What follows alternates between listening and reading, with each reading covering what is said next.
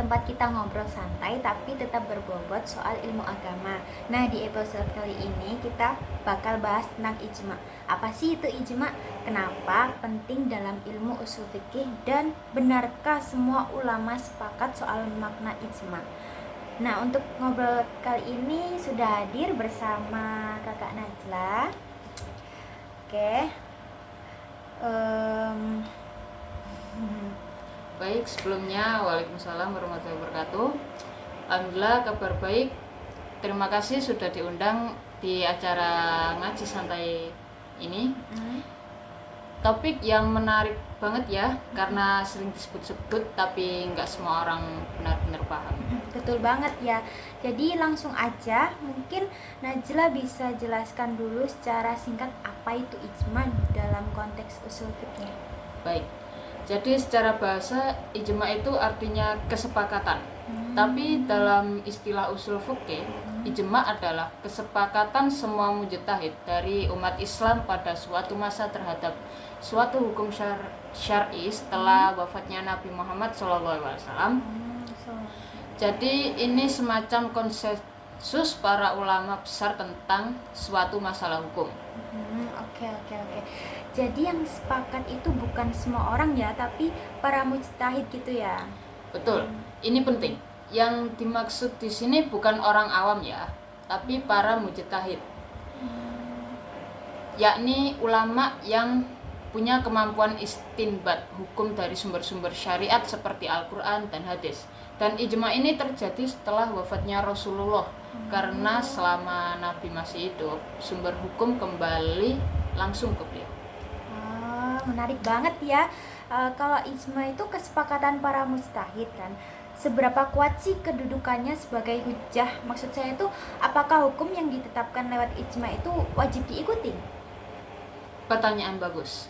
Mayoritas ulama usul fikih sepakat bahwa ijma adalah hujjah syariah yang kuat. Artinya jika memang benar telah terjadi ijma, maka hukumnya mengikat dan wajib diikuti. Bahkan sebagian ulama mengatakan orang yang menyelisihi ijma itu bisa dianggap menyimpang. Karena dalam ijma terkandung juga semacam jaminan bahwa umat tidak akan sepakat dalam kesesatan seperti yang ditegaskan dalam hadis Nabi SAW. Oh gitu. Tapi secara praktik apakah mudah membuktikan bahwa suatu ijma itu benar-benar terjadi? Soalnya kalau baca sejarah kadang ulama sendiri tuh beda pendapat gitu loh, apakah itu ijma atau belum. Nah, itu dia tantangannya. Secara teori, ijma itu kuat dan penting. Tapi dalam praktik memang sulit memastikan bahwa seluruh mujtahid di masa tertentu benar-benar sepakat tanpa satu pun yang berbeda pendapat. Karena itu, sebagian ulama membedakan antara ijma shoreh, yaitu yang jelas dan eksplisit, dan ijma sukuti, di mana sebagian ulama itu diam atau tidak menolak. Jadi diamnya ulama itu bisa dianggap setuju? Menurut sebagian pendapat, iya. Tapi ini kontroversial sih. Banyak ulama yang nggak menganggap ijma sukuti sebagai hujjah yang kuat. Karena diam itu belum tentu setuju, karena dia belum tahu. Mungkin belum sempat komentar. Jadi ulama seperti Imam Syafi'i sangat hati-hati soal klaim ijma.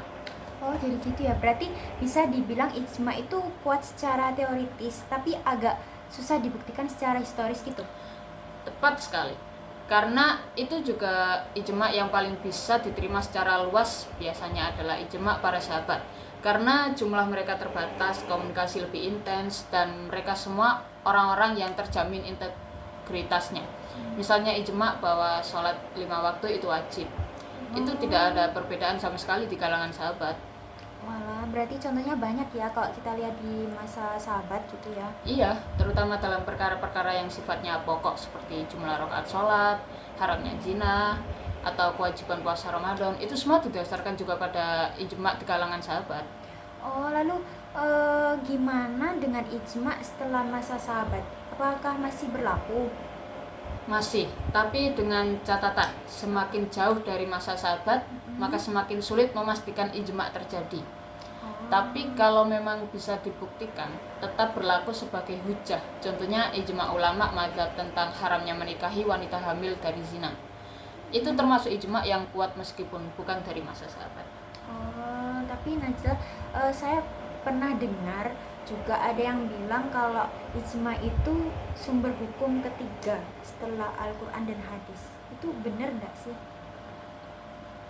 Benar, urutannya biasanya seperti ini.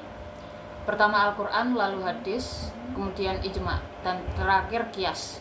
Jadi kalau suatu hukum nggak ditemukan langsung dalam Quran dan hadis, lalu ada ijma, maka itu jadi rujukan. Kalau masih belum ada, baru pakai kias atau analogi. Oh, menarik banget ya. Berarti ijma ini semacam saringan kolektif atau para ulama gitu. Bisa dibilang begitu.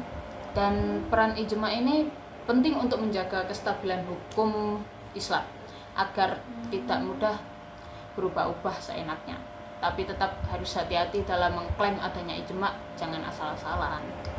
Nah ini dia yang harus dicatat pendengar ya. Jadi nggak bisa sembarang bilang ini udah ijma ulama gitu. Padahal belum tentu ya.